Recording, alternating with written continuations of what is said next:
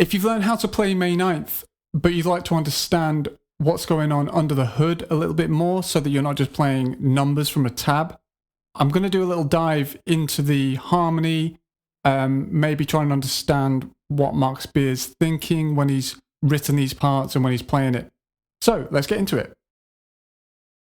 It's been pretty well documented online within the Khruangbin community how May 9th was at least partly inspired by this Serge Gainsbourg song. I'm not going to try and butcher the pronunciation. My French is awful, but the title of the song is there if you want to check it out. And you can hear some of the melodic ideas and themes sort of running through May 9th, taken from that Serge Gainsbourg song, as well as some of the kind of rhythmic ideas as well. That, paired with Mark's classic, almost signature move at this point, this rhythm,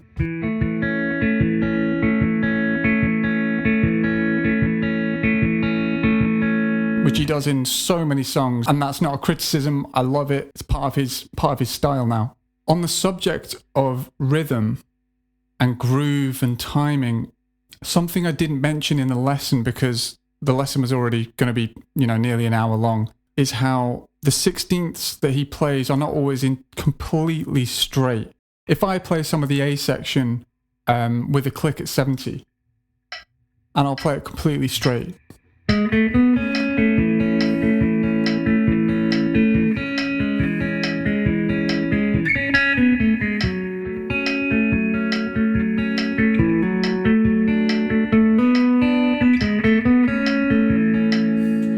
now if I just swing the E's and A's just a little bit,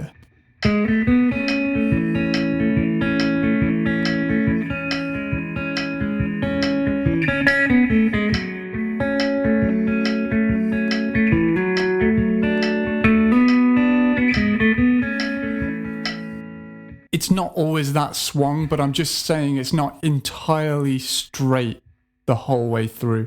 DJ's drum beat is ever so slightly swung. Laura Lee's bass line has that ever so slightly swung 16th thing going on, so it's hard to quantify exactly how much swing there is, but it's not completely straight all the time.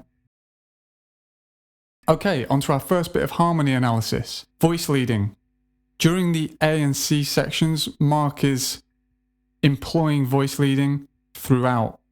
I've done a couple of videos on voice leading already, so really good thing to get good at if you want to progress with your guitar playing and musical journey. So if we look at the A section, we've got this A chord, and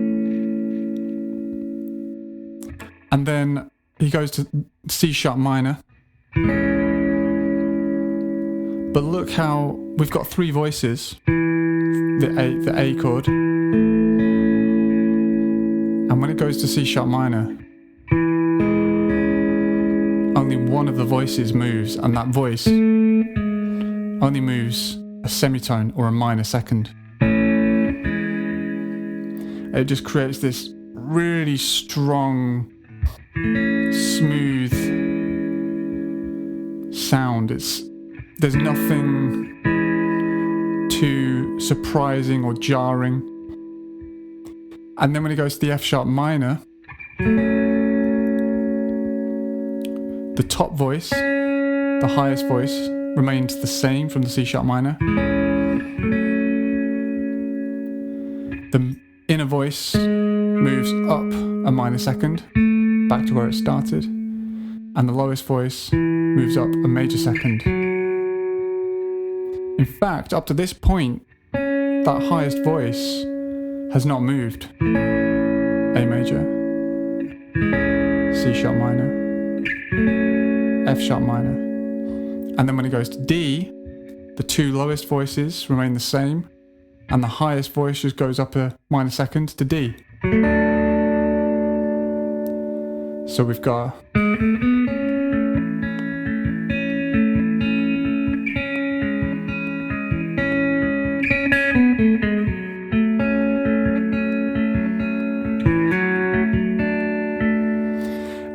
now, at the end of this bar, or halfway through this bar, Laura Lee goes to an E note, and Mark hammers on into the D's, gone,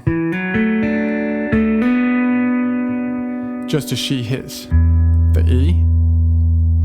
So it's kind of like a B minor triad, because that F sharp is still ringing from when he's hit it during the D chord. And then that chord, that triad, leads really nicely back into the A. So if you sort of count it as 5 triads or 5 chords, C sharp minor, F sharp minor, D, B minor. And he does similar things in the C section, although the C section has more melody lines connecting each chord. But if you break it down and look at the triads that he's putting together, you'll see they don't really move very much at all. So smooth. The next concept I'm going to discuss is again something I've already done a lesson on in a previous video, and that is using scale notes around your chord tones to just sort of liven up your playing. In the video I did, it was more to do with improvisation, but we're essentially improvising around triads. So if we look at a D major triad, first inversion, and we're in the key of A, if we look at this F sharp on the D string, we could play a scale note below, that's E, and then go back to the F sharp. We could play a scale note above, which would be G sharp, so that would be quite stretchy.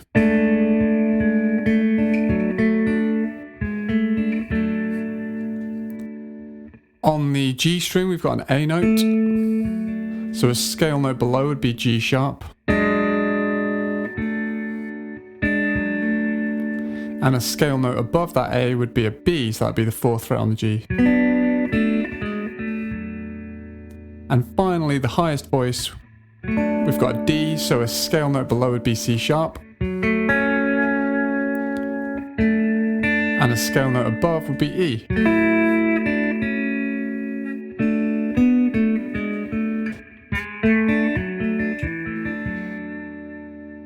The intro is the best place to show you how he's doing this.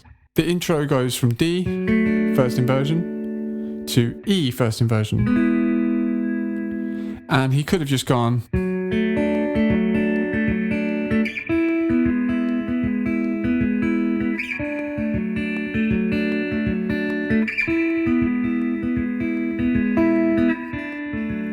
And it sounds pretty nice. But by using these scale notes around the chord tones, he's just adding some interest, injecting some flair into it. So let's look at the first one. We start, the very start of the song, we're about to play a D major triad, but it kicks off with this E note and then hammers on to the F sharp. So I'd call that a diatonic approach note. The names of these things, like a lot of cases in music education, the names all get mixed and messed around and everyone has different names for different things, but as long as you understand the music of it, that's what matters. So he's going from this E, hammering on to the F, before playing the rest of the triad. Really nice. Then in the top voice,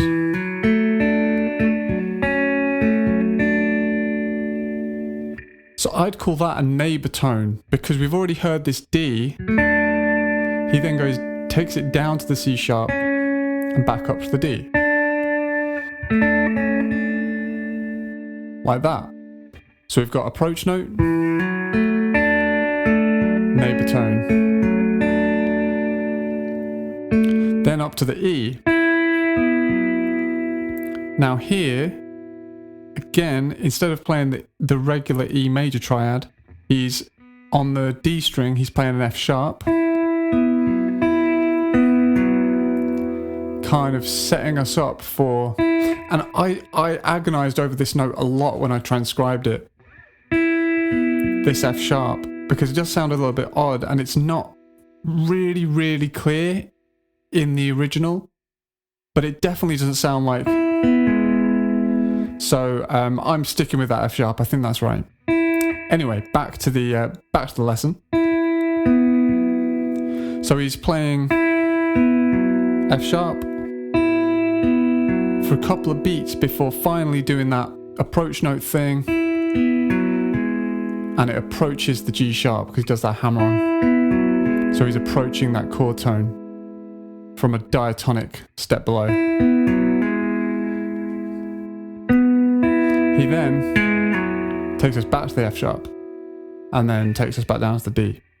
So again, it's just playing around with these scale notes around the triads. In bars, so the next time, bars 3 and 4, 3 is very similar to bar 1. Here's that approach note again. And this time, he does a neighbour tone. Because on that lowest voice, it goes from G sharp to A, and then quickly back to G sharp. So that's a neighbour tone there. Really nice. You can also do chromatic approach notes and neighbour tones. So for example, with the D, if we go back to D, the chromatic note below the F sharp is F. So it'd sound like this.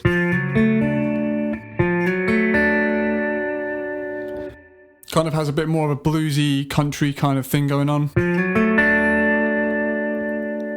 Now, in that case, that was an approach note. But if I go like this, it's more of a neighbour tone. Again, like all the things I'm going to discuss in this video, all I'm trying to do is show you some of the things going on in his playing and encourage you to use it in your own stuff, in your own guitar playing. The next topic we're going to cover is rootless voicings. Again, something else I've done a video on before. Cool way of just kind of really omitting unnecessary notes. If the bass player is playing the roots, we don't need to always play them. And Mark's mentioned that in interviews as well. So we've got in the A section, this moment is towards the end of the A section. So we're on D now. And just there, that's when Laura Lee plays a B, while Mark is still playing this D triad. He's still just... So the overall sound is a B minor 7 because we've got a B in the bass, and then we're playing the minor 3rd, the 5th, and the minor 7. Like that. Now, in that same bar, Laura Lee then goes to E while Mark stays again on that D triad. So the sort of combined sound of that is beautiful 4 chord of the key, D major in the key of A major, 4 chord over 5. So you'd write that as D over E, D/E. Sometimes referred to as the sol dominant, because it's like a dominant chord, but it's a bit smoother. Like that. Bit of a softer tension and resolution. And the other rootless voicing I want to mention is arguably one of my favourite sounds of the guitar part in the song. It's in the A2 section, and it's when it goes...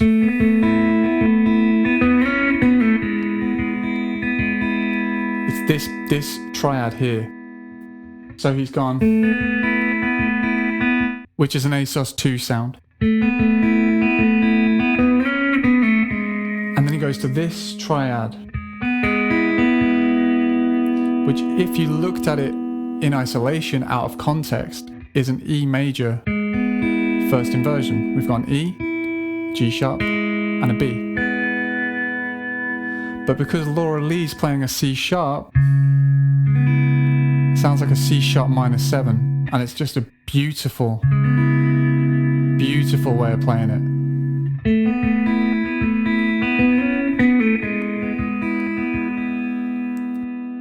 So again, these rootless voicings, really, really pretty. Definitely worth trying to get them into your own music and your own songwriting. Okay, the next element we're going to discuss is a bit of a tenuous one for me, but I thought I'd include it. If you look at bar 10 in the A section, when the bass goes from D to E halfway through the bar. For the first half of the bar, Mark's on this D triad, and then he hammers on to B, while Laura Lee goes to the E chord, to the E root note. You could view this as an upper structure. So if you looked at the notes of an E9, you'd have E, G sharp, B, D, and F sharp. And if you play them all together, it kind of sound like this. The highest three notes of that chord are B, D, and F sharp. And that is a B minor triad. So when Mark goes to there, it's kind of creating that E9 kind of sound. Now, I know we haven't got a major third, we haven't got the major third of E, the G sharp, but it's kind of hinting at it. And I just thought it was a cool point to make. So if in your song that you're writing parts for, the song goes to the 5 chord of the key. So let's again say we're in the key of A and the band play E. And then it goes to A. Well, you could write something where you sort of play a B minor triad while the band play an E, and you'll be creating this E9 sound without you having to play all the notes of E9. All you got to do is just play the B minor triad, and then it resolves really nicely to the A. If I do it back down where Mark is, really sweet. So like I say, a little bit tenuous. It's not explicit that that's what he's doing, but it's kind of implied. So I thought I'd just mention it because it's interesting. The next thing I'm going to discuss is arguably, amongst all this beauty, it's arguably the most pretty thing of all.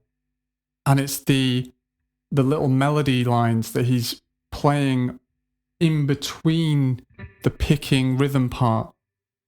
So I think the best way to demonstrate this is just to play it with a click. I'm going to do it at full speed, 80 BPM, and I'm just going to start from the A section because it doesn't really happen in the intro.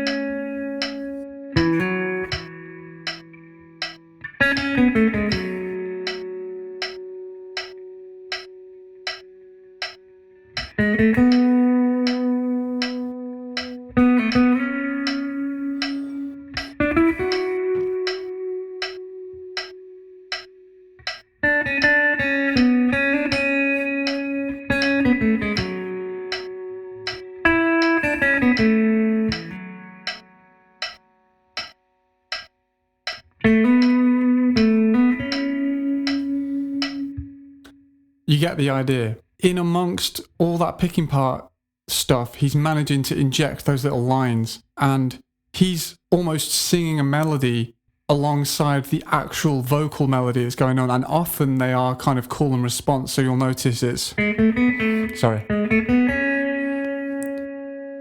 waiting for May to come, and then he'll do a response, hoping for the rain.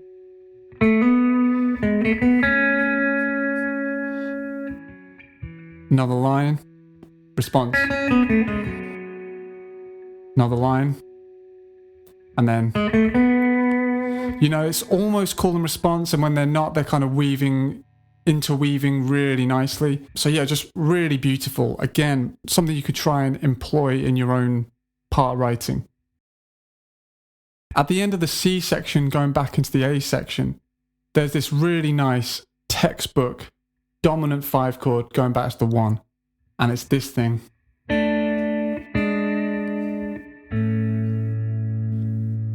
So we've just gone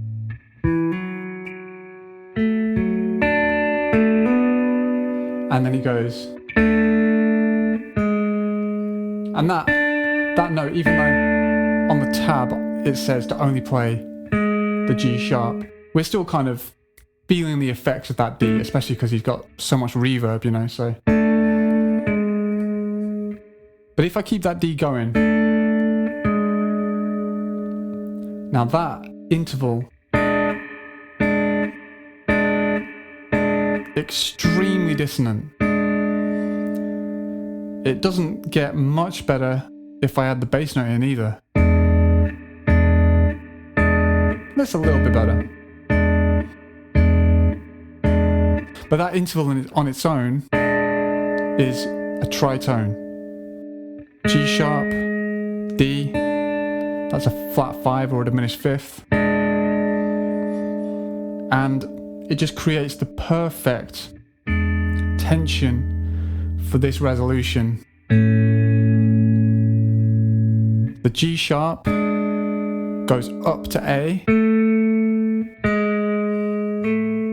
The D goes down to C sharp.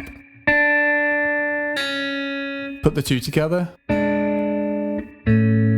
Now we don't always, it's not explicitly stated like that. In fact, one time when it goes into the A2 section, he doesn't even do that major third, the C sharp, but it's a sound we've heard a million times, so we kind of know what's going on. So we get this inward resolution, i.e.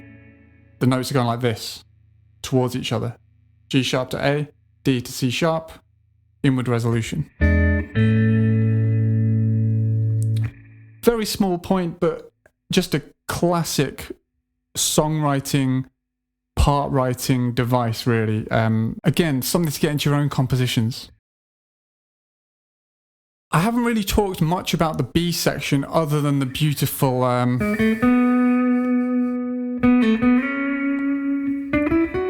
kind of melody that's running through it. And I haven't really talked about it much because it's not hard to name the chords, but it feels almost redundant because I don't think he's thinking about them as chords so much in this section. Because we've just got this open B and E string just ringing throughout, constantly being picked, and the